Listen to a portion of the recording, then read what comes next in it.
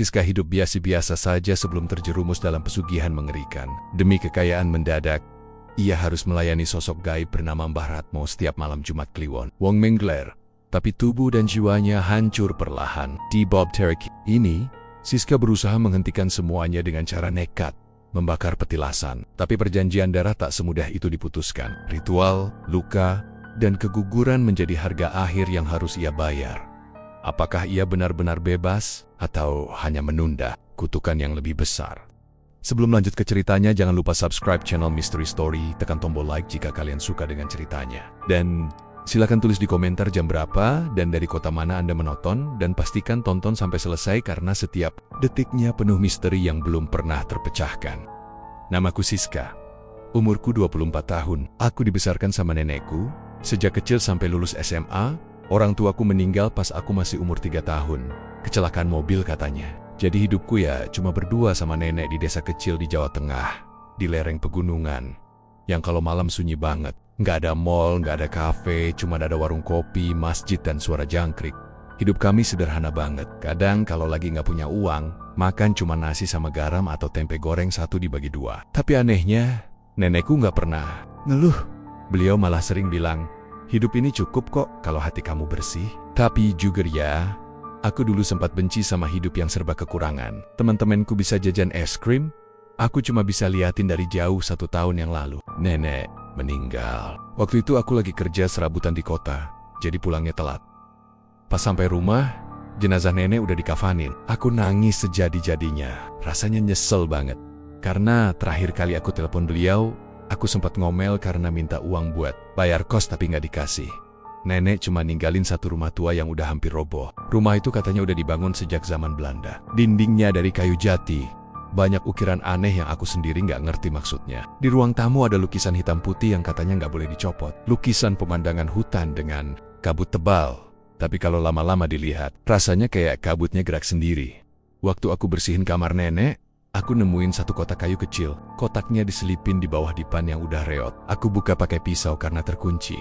Dalamnya cuma ada 1 foto tua. Warnanya udah kuning, tapi gambar orang di dalamnya masih kelihatan jelas. Seorang laki-laki berjubah hitam, rambutnya panjang, jenggot lebat, dan matanya serem, kayak lagi natap langsung ke aku. Kayak hidup. Di balik foto itu ada tulisan tangan. Agak pudar tapi masih bisa dibaca. Mbah Ratmo, pelindung keluarga. Aku langsung ngerasa merinding. Bulu kuduku berdiri semua. Aku bawa foto itu ke ruang tamu dan duduk di kursi bambu. Sambil mikir keras. Siapa Mbah Ratmo ini? Kenapa fotonya disembunyiin? Kenapa dia disebut pelindung? Aku iseng tanya ke tetangga depan rumah, Bu Lastri. Beliau udah tua, mungkin 70-an. Pas aku kasih lihat foto itu, wajahnya langsung berubah. Kayak kaget campur takut. Ya Allah, ini fotonya masih ada toh? Kenapa Bu, Ibu kenal? Tonyak, penasaran? Bu Lastri agak gemetar. Itu Mbah Ratmo, dukun zaman dulu. Katanya sakti mandraguna. Tapi orang bilang dia ngelakuin pesugihan. Aku sempat ketawa kecil. Ah Bu, masa zaman sekarang masih percaya pesugihan? Bu Lastri nggak ikut ketawa. Wajahnya makin serius. Kamu jangan sembarangan. Desa ini dulunya tenang, tapi waktu Mbah Ratmo mulai buka praktek, banyak kejadian aneh. Orang-orang kaya mendadak, tapi banyak juga yang anaknya hilang. Istrinya sakit aneh, atau tiba-tiba gila. Sampai akhirnya dying. Ada yang bilang udah mati, tapi nggak ada yang lihat mayatnya. Aku mulai nggak enak hati. Aku pulang sambil bawa foto itu. Malamnya, aku taruh di meja belajar kamar. Tadinya aku mau buang, tapi entah kenapa selalu ngerasa ragu. Kayak ada suara kecil di dalam kepala yang nyuruh aku simpen. Sekitar jam 11 malam, saat aku udah mau tidur, aku dengar suara dari atap. Kayak orang jalan pelen-pelen di atas genteng. Aku mikir mungkin tikus atau kucing. Tapi lama-lama langkahnya makin berat. Dan terdengar pelan tapi teratur. Kayak langkah kaki manusia. 1, 2, 3. Aku duduk di kasur. Kupingku tajam. Terus aku dengar suara kucing melolong. Tapi bukan lolongan biasa. Nadanya tinggi, panjang, dan kayak kesakitan. Aku keluar kamar, nyalain semua lampu. Tapi begitu aku jalan ke ruang tengah, lampunya padam sendiri. Aku diem. Jantungku makin kencang. Tangan gemetaran. Aku berdiri di kegelapan. Satu-satunya cahaya datang dari bulan yang masuk lewat jendela. Dan waktu aku nengok ke arah meja tempat aku naruh foto tadi, fotonya gak ada. Aku nyari ke seluruh ruangan. Nggak ketemu. Aku cek kolong meja, belakang pintu, bahkan tempat sampah, nggak ada. Tapi pas aku balik ke kamar, foto itu udah ada lagi di atas bantal. Aku nggak bisa tidur malam itu. Aku peluk bantal sambil merhatiin foto itu. Matanya, sumpah ya, makin lama makin hidup. Kayak dia makin tahu kalau aku takut. Besok paginya aku mutusin buat mindahin foto. Itu kilam. Aku bungkus pakai kain putih dan disimpan di tumpukan pakaian lama. Tapi efeknya tetap ada. Rumah ini mulai terasa beda. Kadang hawa dingin datang tiba-tiba. Suara bisik-bisik di kamar mandi. Bahkan aku sempat ngelihat bayangan hitam lewat di dapur. Satu hari aku lagi nyapu halaman. Terus ada bapak tua lewat depan rumah. Pakai caping lebar, tongkat kayu, bajunya compang-camping. Tapi waktu dia lihat aku, dia berhenti. Terus bilang, warisan nenekmu bukan cuma rumah, nduk, tapi juga janji. Aku bingung maksudnya, Pak.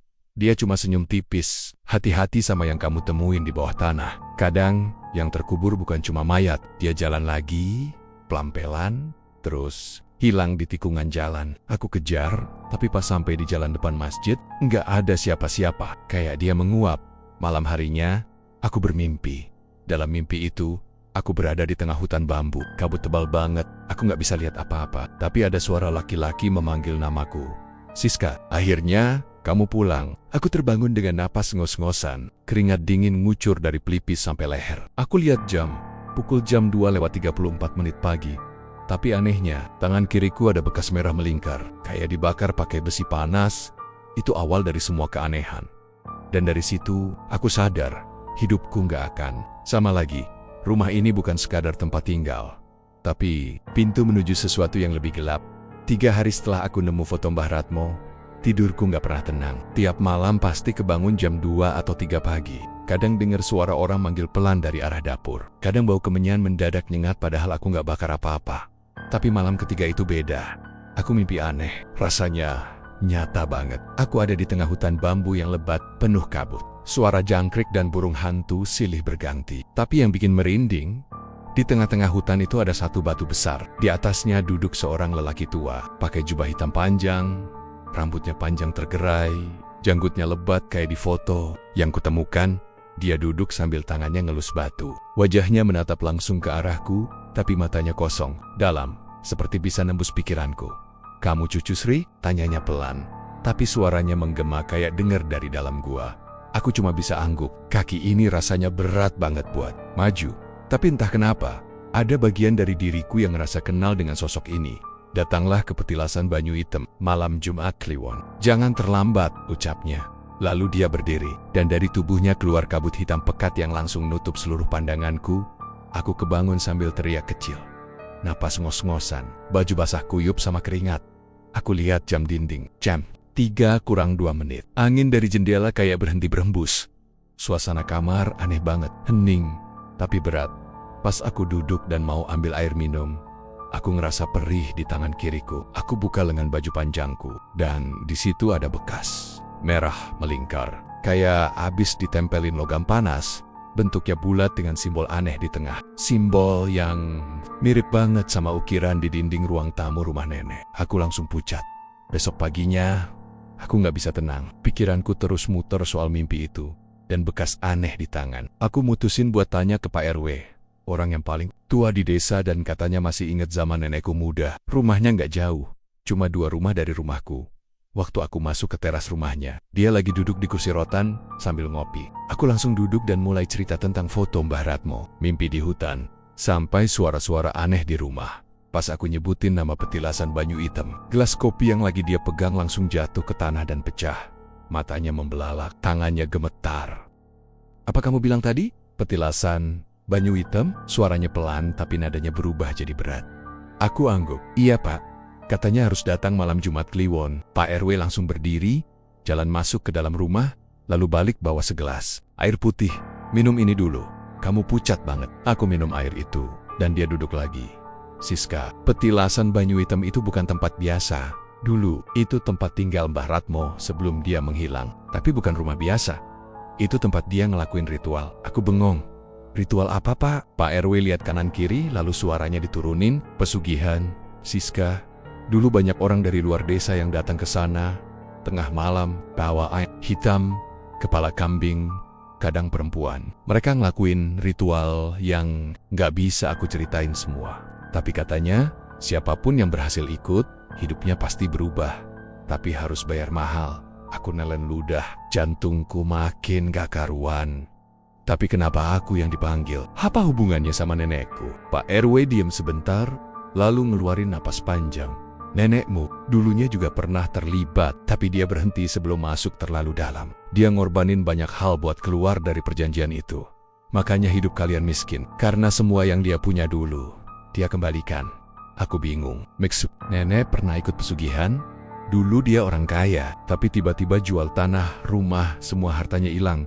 Katanya dia tobat, dan sejak saat itu, dia jaga kamu baik-baik, jauh dari semua hal aneh. Tapi mungkin sekarang masa lalu itu datang lagi, nyari pengganti. Aku merinding, rasanya kayak diseret masuk ke lubang gelap yang gak ada ujungnya. Makin aku gali, makin dalam, makin ngeri. Aku pamit dari rumah Pak RW dengan kepala pusing, dan dada sesak di jalan pulang.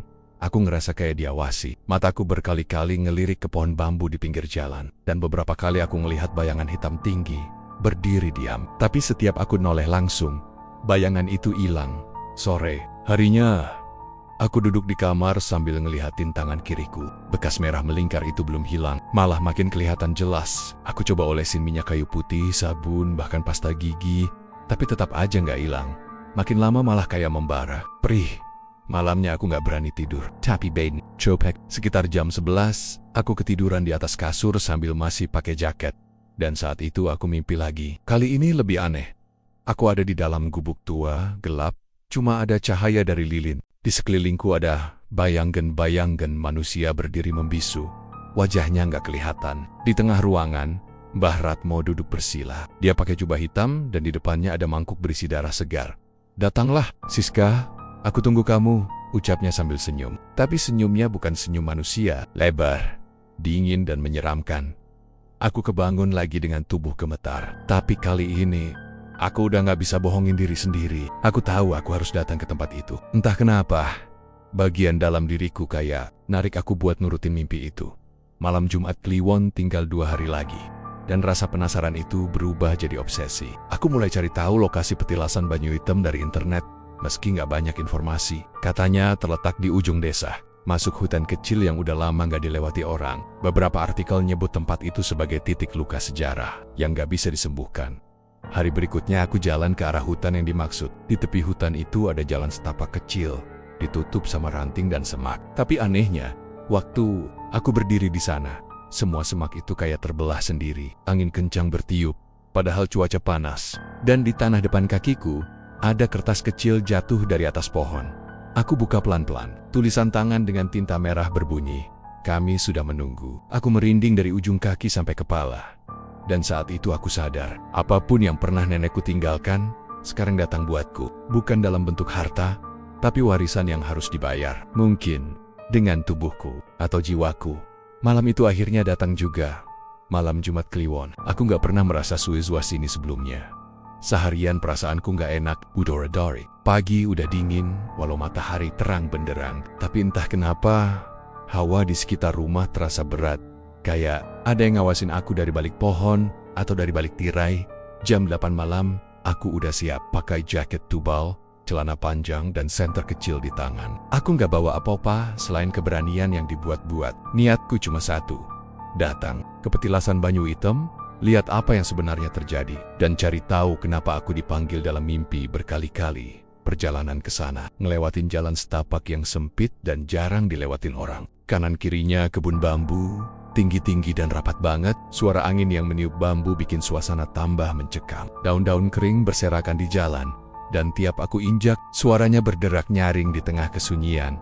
Langkahku makin pelan pas mulai kelihatan gubuk di tengah kebun bambu itu. Dari kejauhan udah kelihatan bentuknya. Bangunannya kecil, dinding dari anyaman bambu tua, atapnya separuh udah roboh. Tapi ada cahaya redup dari dalam, dan itu satu-satunya cahaya di tengah hutan itu. Cahaya lilin atau mungkin pelita. Begitu aku deketin, hawa dingin makin nusuk ke tulang. Bener-bener dingin, sampai jaket tebal pun gak bisa ngelawan. Badanku gemetaran. Tapi bukan cuma karena hawa, juga karena takut. Takut tapi penasaran. Aku berhenti di depan pintu gubuk itu. Pintu dari kayu lapuk, nggak terkunci. Aku dorong pelan, dan pintunya ngebuka dengan suara kriik panjang. Dalamnya remang-remang, diterangi beberapa lilin kecil yang ditaruh di atas batu. Bau kemenyan langsung nyamber hidungku, tajam, menusuk. Tapi anehnya, nggak bikin enek, justru bikin kepalaku ringan, kayak melayang. Di tengah ruangan, aku lihat sosok lelaki tua berdiri membelakangiku. Diam, nggak gerak sedikit pun. Rambutnya panjang, jubahnya hitam, dan tubuhnya kurus tinggi. Aku berdiri mematung, tapi tiba-tiba dia bicara.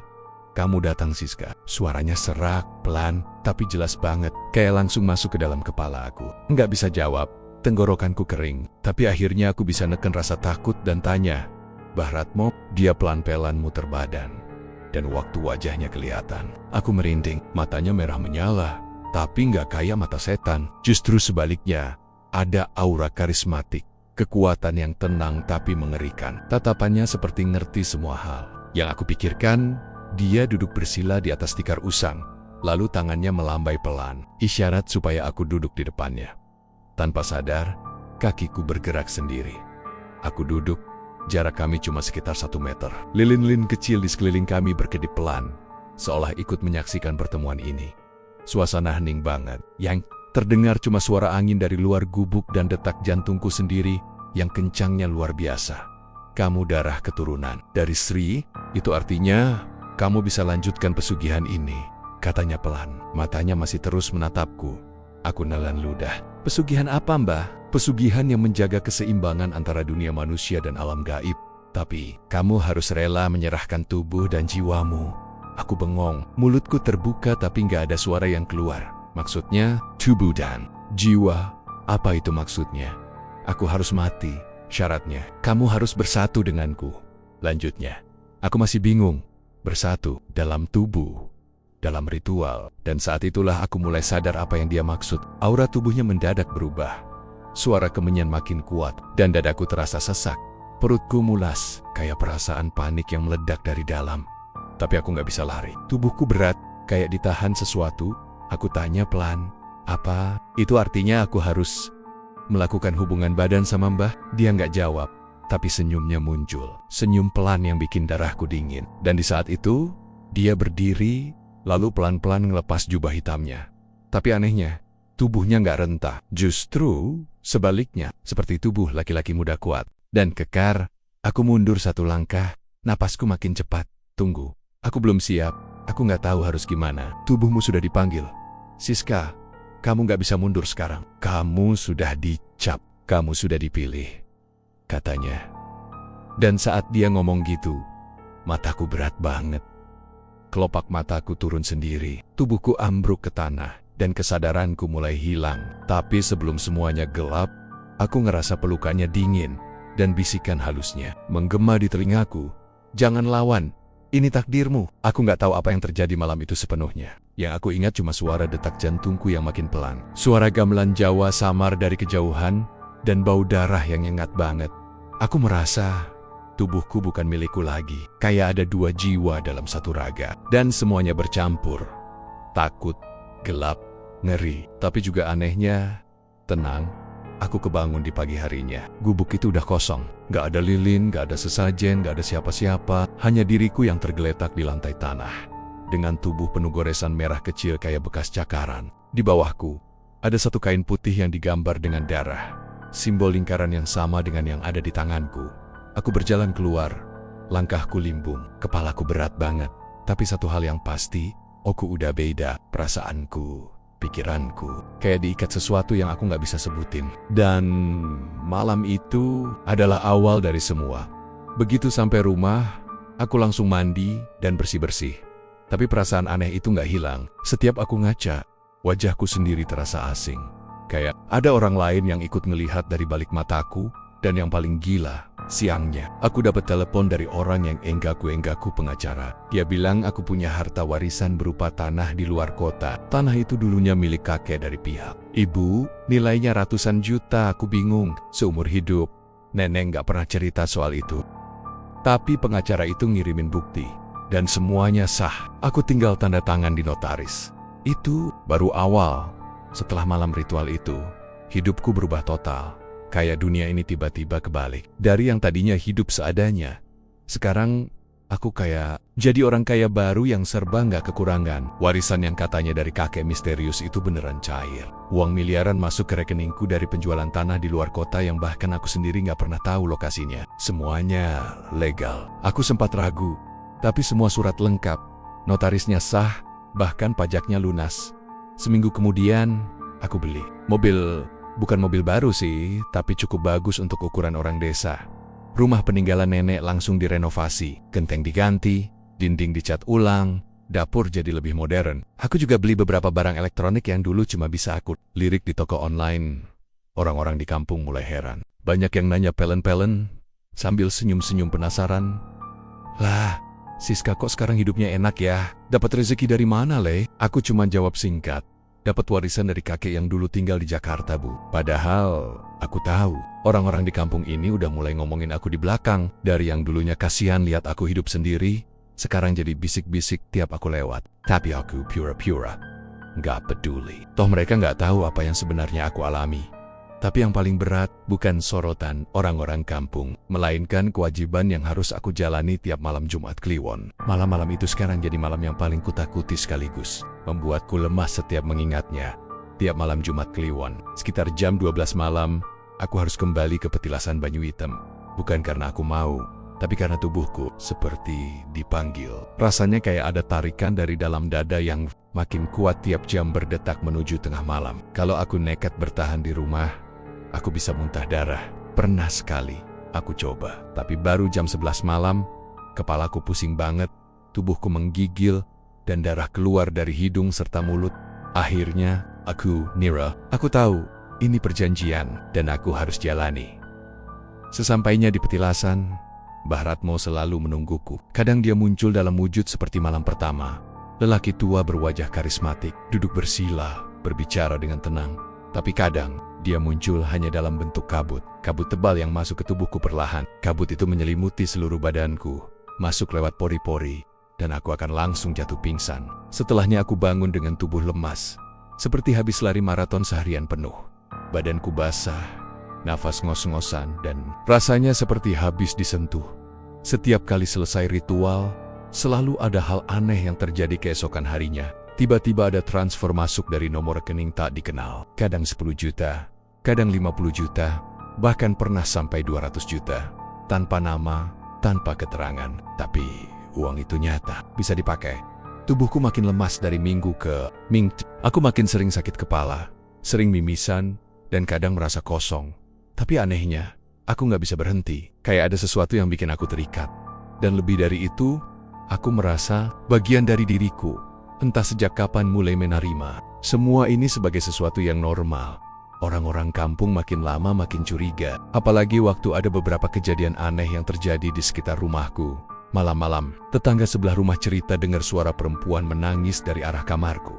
Padahal aku sendirian. Kadang ada suara langkah kaki di atap rumah, suara gending Jawa pelan banget, dan yang paling bikin geger, ada warga yang ngaku lihat bayangan tinggi besar berdiri di teras rumahku. Matanya merah, tapi pas dideketin, bayangan itu menghilang. Bu Lastri sampai datang khusus ke rumahku. Duduk di ruang tamu sambil bawa air putih yang katanya udah didoain. Siska, maaf ibu ngomong, ya ibu udah tua, udah banyak lihat hal aneh. Tapi kamu harus hati-hati nak. Rumahmu sekarang beda auranya, nggak kayak dulu aku senyum kaku. Beda gimana bu? Dingin, kayak ada yang marah di sini. Dan kadang ibu dengar suara-suara dari arah rumah kamu. Suara orang ngeluh, ngadu, minta tolong. Aku cuma bisa menelan ludah. Aku nggak bisa cerita apa-apa. Apa yang harus aku bilang? Bahwa tiap malam Jumat Kliwon aku melayani dukun gaib buat dapat kekayaan. Siapa yang percaya? Yang lebih bikin aku stres, makin sering aku dapat tamu tadi undang di malam hari. Bukan manusia tapi beyangan. Kadang muncul di kamar mandi, kadang berdiri di pojok dapur. Nggak ngapa-ngapain, cuma berdiri. Tapi tatapannya ngasih tahu bahwa mereka tahu siapa aku sekarang. Tapi yang paling bikin jantungku hampir berhenti adalah kejadian malam Jumat Kliwon terakhir. Waktu aku pulang dari petilasan, tubuhku udah nggak kuat berdiri. Aku rebahan di kasur, masih pakai jaket kotor, dan langsung ketiduran. Tapi aku kebangun jam 4 pagi karena aku ngerasa ada yang duduk di kakiku. Waktu mataku terbuka, aku lihat sosok perempuan berbaju putih duduk di ujung kasur. Rambutnya panjang nutupin muka, tapi dari sela-sela rambutnya aku lihat darah. Netes ke spray, dia pelan-pelan ngomong, "Kamu ngambil yang bukan milikmu?" Aku langsung jerit, tapi suaraku nggak keluar. Tenggorokanku kayak dicekik, mataku melotot, dan tiba-tiba semuanya gelap. Aku bangun jam 7 pagi, tubuhku panas tinggi. Aku demam 3 hari, muntah darah. Tapi anehnya, setelah sembuh, rekeningku nambah lagi. Kali ini 1,5 miliar, tanpa nama pengirim. Dan sejak itu, tiap aku lihat diri di cermin, aku tahu satu hal. Aku udah bukan Siska yang dulu. Mataku kosong, senyumku palsu, dan di dalam tubuhku, aku tahu ada sesuatu yang lain. Sesuatu yang haus, yang lapar, lebih banyak lagi. Waktu itu hari Jumat sore, hujan rintik-rintik dari siang belum juga berhenti. Cuaca dingin, dan rumah rasanya makin sepi sejak renovasi selesai. Beberapa tetangga udah jarang mampir, entah karena mereka mulai sungkan sama aku yang sekarang udah beda, atau mereka mulai ngerasa ada yang gak beres dari rumah ini. Tapi hari itu aku senang, karena Lia, teman lama waktu SMA, mau nginep. Katanya dia butuh tempat buat istirahat karena lagi stres kerjaan. Dia belum tahu apa-apa soal hidupku sekarang. Lia itu tipe cewek rame, cerewet, dan gampang kepo. Begitu masuk rumah, dia langsung komentar soal perabotan yang serba baru. "Gila sis, rumahmu kayak villa sekarang. Nih ya, kalau dulu aja kamu pas kuliah bisa kayak gini, kita pasti udah tiap weekend engginep-engginep di puncak. Ya nggak?" Katanya sambil ketawa lepas. Aku cuma nyengir. "Hehe, warisan, rezeki anak solehah." Kami makan malam bareng, nonton film di ruang tengah, lalu tidur sekitar jam 11. Karena cuma ada satu kamar, kami tidur bareng. Tapi sekitar jam 2 dini hari, aku nggak tahu kenapa tiba-tiba gelap. Aku nggak ingat mimpi apapun. Nggak ada suara, cuma gelap. Rasanya kayak ditarik ke ruang hampa yang dingin dan berat. Tubuhku beku. Nafasku seperti tertahan. Dan aku ngerasa ada yang ngelus leherku dari belakang. Lembut tapi dingin banget, kayak kulit ular basah. Besok paginya, aku bangun dengan kepala berat. Tapi anehnya, Lia nggak ada di sampingku. Aku temuin dia di ruang tamu. Duduk sambil meluk bantal. Matanya merah kayak habis nangis semalaman. Mukanya pucat don tangganya. Gemetaran sambil megang HP Lia. Panggilku pelan. Dia cuma noleh pelan. Lalu matanya langsung berkaca-kaca. "Siska, semalam aku ngelihat sesuatu, suaranya kecil, nyaris kayak bisikan." Aku nyoba senyum. "Apa sih hantu?" "Biasa aja kali, rumah tua gitu loh. Mungkin kamu ngimpi." Geleng keras. Aku bangun jam 2. Awalnya aku dengar suara desahan. Aku pikir kamu lagi nonton film horor atau apalah. Tapi pas aku nengok, kamu tidur sis. Kamu tidur. Tapi mukamu pucat banget. Kayak mayat. Bibirmu biru. Aku mulai tegang, tapi masih berusaha tenang. Terus ada bayangan. Di atas tubuh kamu hitam, gede banget, tapi bukan manusia. Gak ada matanya. Dia kayak ngisep sesuatu dari dada kamu, kayak nyedot, dan kamu gak gerak sama sekali. Nafas kamu pelan banget, hampir gak kelihatan.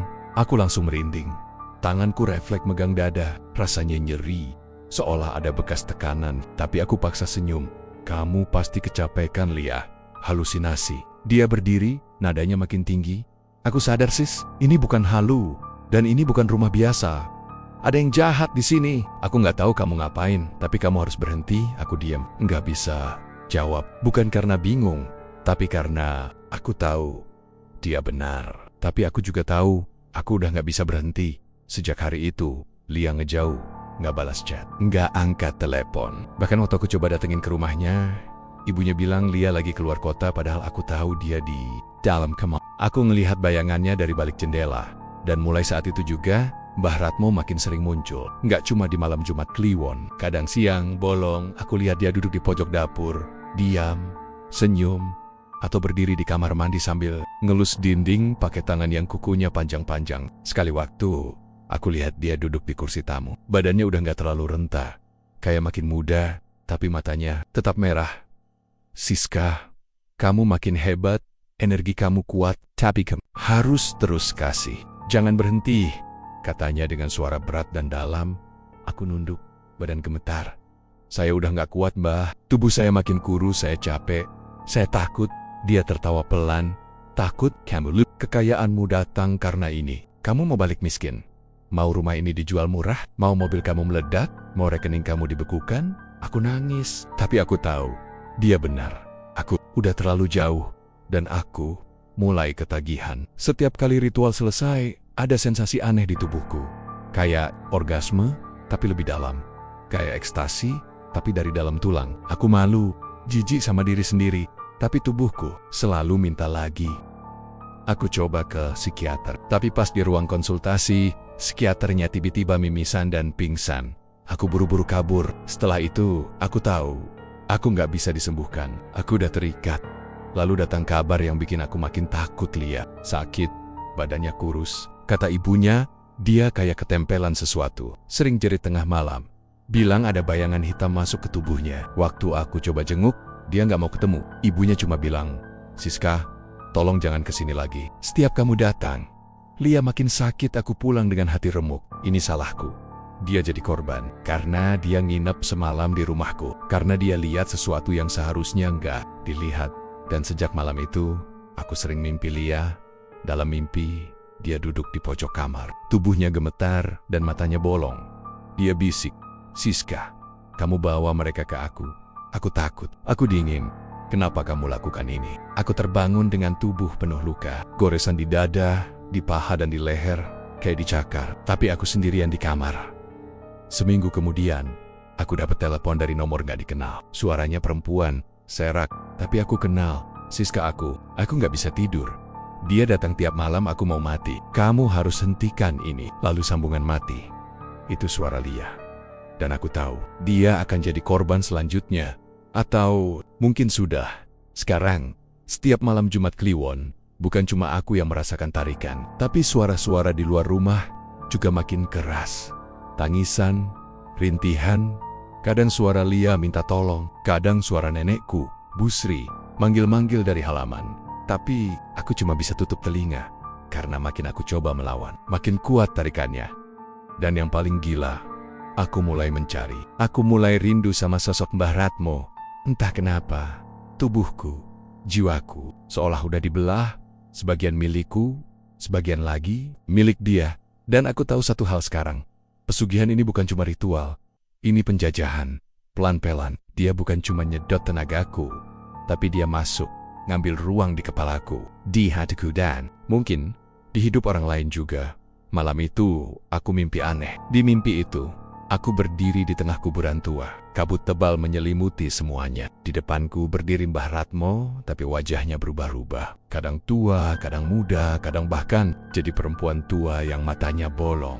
Dia nyodorin kendi kecil ke arahku. "Minum ini, Siska. Kamu harus terima takdirmu." Aku geling-geling sambil mundur pelan. "Aku nggak mau lagi, Mbah. Tubuhku udah nggak kuat. Aku capek. Aku mau hidup normal." Tapi dia cuma ketawa. Tewa panjang yang Geminia kayak masuk ke tulang. "Terlambat, Nduk. Kamu udah jadi penjaga garis. Darahmu sekarang udah ditandai. Dan kamu nggak cuma tanggung jawab buat dirimu sendiri, tapi buat anakmu nanti." Aku bengong. "Anak? Aku belum punya anak." Dia mendekat. Napasnya dingin kayak es. "Kamu udah hamil. Itu bukan anak biasa. Itu penerus." Aku bangun dengan nafas ngos-ngosan. Keringat dingin membasahi baju tidurku. Jantungku rasanya mau copot. Tapi anehnya, perutku sedikit terasa aneh. Agak mual. Sejak beberapa minggu, memang aku sering mual pagi-pagi. Tapi aku pikir cuma karena stres.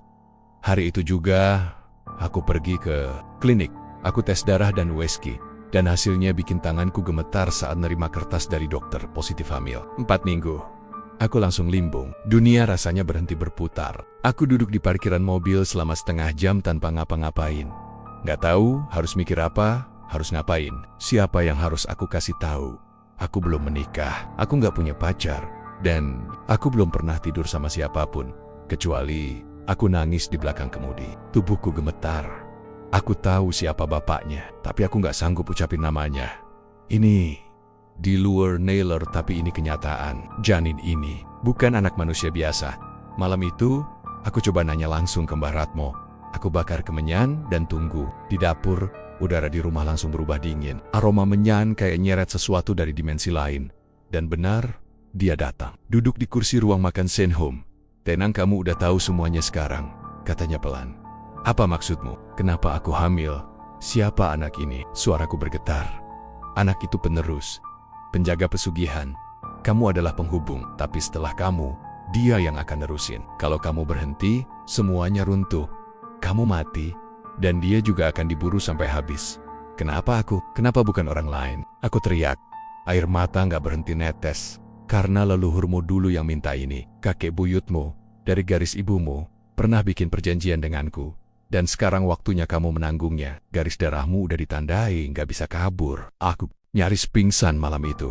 Badanku panas dingin. Dan besoknya, mimpi buruk mulai berdatangan tiap malam. Aku lihat anak kecil nangis di bawah pohon beringin. Tangannya berdarah, matanya hitam semua. Kadang dia ketawa, kadang dia jerit, bilang, "Bunuh aku, Bu. Aku bukan manusia." Aku makin gila. Aku coba lari ke kiai, ke ustad, ke paranormal, siapapun yang mau bantu. Tapi semua jawabannya sama. Kamu udah terlalu dalam. Yang kamu lawan bukan manusia. Beberapa bahkan langsung nyuruh aku pulang. "Maaf, Mbak. Saya nggak bisa bantu. Energi yang ngikutin kamu terlalu tua. Ini bukan jin biasa. Ini semacam makhluk pesugihan leluhur.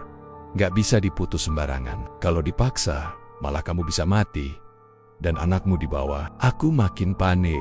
Aku nggak mau mati. Tapi aku juga nggak mau anakku lahir jadi titisan setan.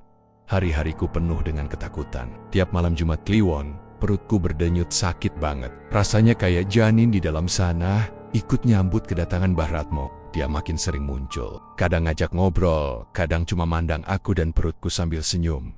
"Ayahmu bangga padamu." Katanya suatu malam, aku nyaris muntah. Dan yang lebih parah, tetangga mulai curiga. Aku udah jarang keluar rumah. Perutku makin kelihatan, tapi aku belum menikah. Dan kabar mulai nyebar. Ada yang bilang aku ditumbalin. Ada yang bisik-bisik kalau aku pelihara khodam. Bahkan ada yang pernah lihat aku jalan malam-malam ke arah petilasan. Jalan sambil merem kayak kesurupan. Waktu aku coba cerita ke ibuku, dia malah nangis. Katanya, waktu dia muda, nenek pernah bilang soal perjanjian tua dari keluarga. Tapi ibu pikir itu cuma mitos kampung. Ternyata, perjanjiannya nyata. Dan yang kena imbasnya, kenapa nggak pernah cerita dari dulu? Tanyaku sambil marah. "Ibu takut, Siska. Ibu pikir semuanya udah berakhir waktu nenekmu meninggal." Tapi ternyata Mbah Ratmo belum puas. Sejak itu, ibuku makin rajin sholat, ngaji, dan sering tidur sambil bawa Al-Quran. Tapi aku tahu itu nggak cukup. Karena kadang aku lihat dia mimpi buruk, teriak-teriak tengah malam. Dan yang bikin aku gemetar, ada goresan di lengannya. Kayak dicakar sesuatu. Aku udah mulai ngerasa bukan cuma aku yang jadi target, tapi orang-orang di sekitarku juga. Donald harus nyelesain ini sebelum semuanya hancur.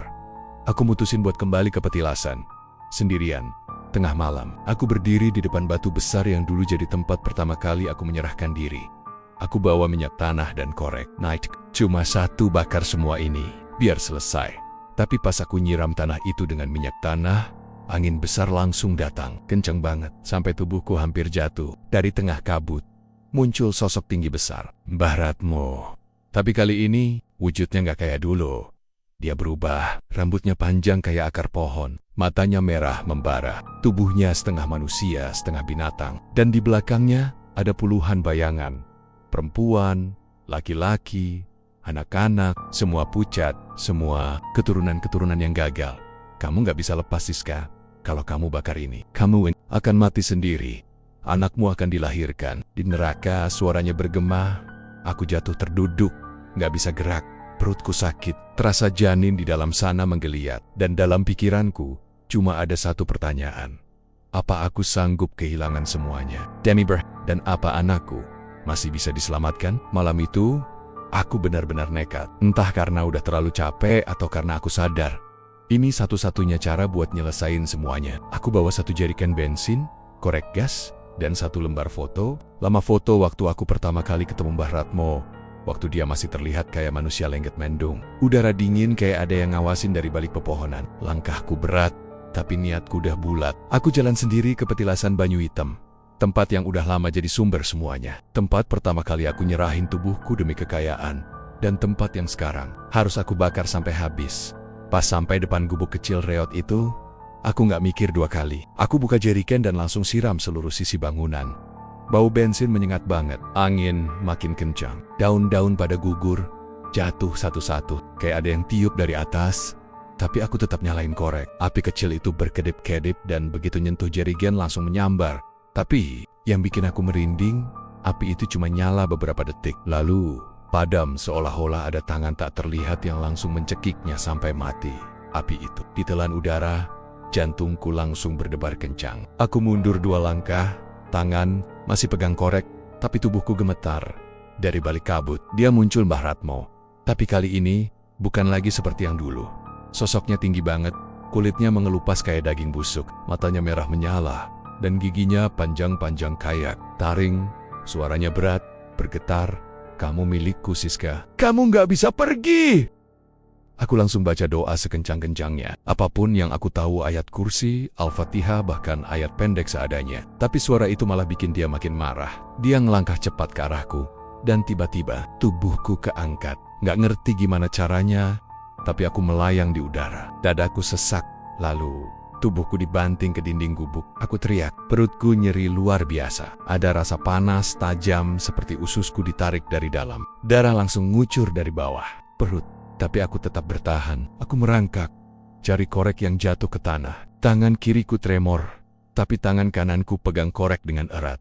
Mbah Ratmo berdiri di atas kepalaku. "Kalau kamu bakar ini, kamu bukan cuma bunuh dirimu, kamu juga bunuh darahmu sendiri." Aku teriak balik, "Aku nggak peduli. Lebih baik mati daripada terus hidup dalam kutukan." Aku seret tubuhku, basah darah. Lalu dengan seluruh sisa tenaga, aku pencet korek sekali lagi. Dan kali ini, api menyambar lebih besar dari sebelumnya. Gubuk itu terbakar. API menjilat dinding-dinding tua. Kayu lapuk langsung terbakar, menimbulkan suara kretek-kretek yang menyeramkan. Asap hitam membubung tinggi, dan di dalamnya, aku lihat wajah-wajah, puluhan, mungkin ratusan. Semua menjerit, semua meringis, termasuk wajah Mbah Ratmo. Tapi kali ini, dia nggak marah. Dia menjerit kesakitan. Suaranya melengking, tubuhnya terbakar, dan kulitnya meleleh pelan-pelan. Matanya pecah, dan darah hitam muncrat dari pori-porinya. Sebelum segalanya gelap, aku lihat satu sosok muncul di tengah api. Seorang perempuan, mirip aku, tapi lebih muda. Dia tersenyum, lalu berkata pelan, "Kamu yang terakhir, Siska." Lalu, semuanya hitam. Aku pingsan. Waktu aku bangun, aku udah di rumah sakit. Diinfus, kepala diplester, ibuku duduk di sebelahku sambil nangis. Katanya, aku ditemukan warga dalam keadaan pingsan di pinggir jalan. Tubuhku penuh luka bakar ringan. Tapi yang paling parah, perutku. Kata dokter, aku mengalami pendarahan berat. Dan aku keguguran. Aku terdiam. Rasanya aneh, antara lega dan sedih. Tapi juga kosong. Karena aku tahu, anak itu bukan manusia biasa. Tapi tetap saja, aku merasa kehilangannya adalah harga yang harus aku bayar. Yang bikin aku merinding. Dokter juga bilang, ada bekas aneh di sekitar luka perutku. Seperti simbol. Bentuknya lingkaran dengan motif api di ujung-ujungnya. Mereka kira itu bekas luka bakar, tapi rasanya terlalu simetris. Terlalu sempurna.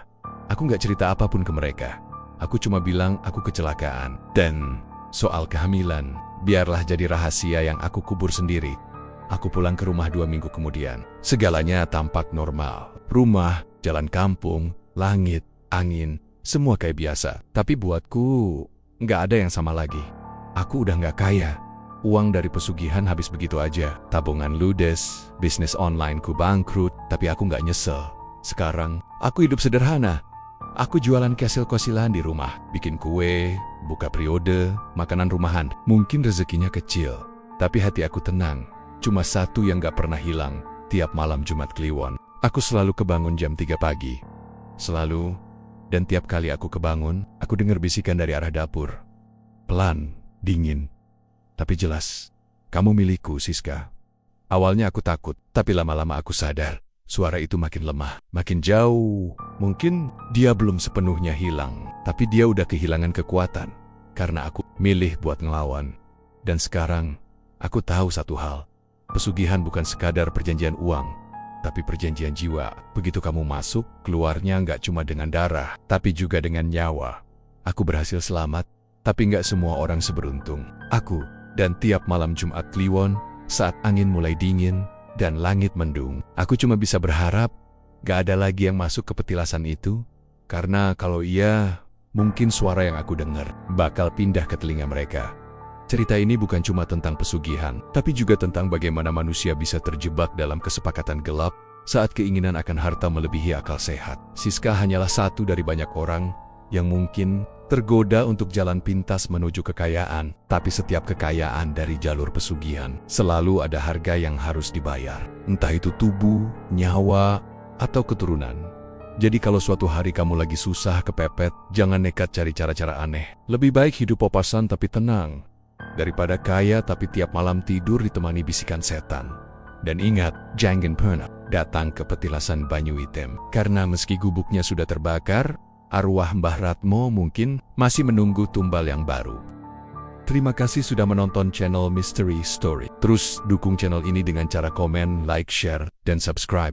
Mohon maaf jika ada kesamaan nama tokoh, tempat kejadian ataupun cerita, itu adalah kebetulan semata.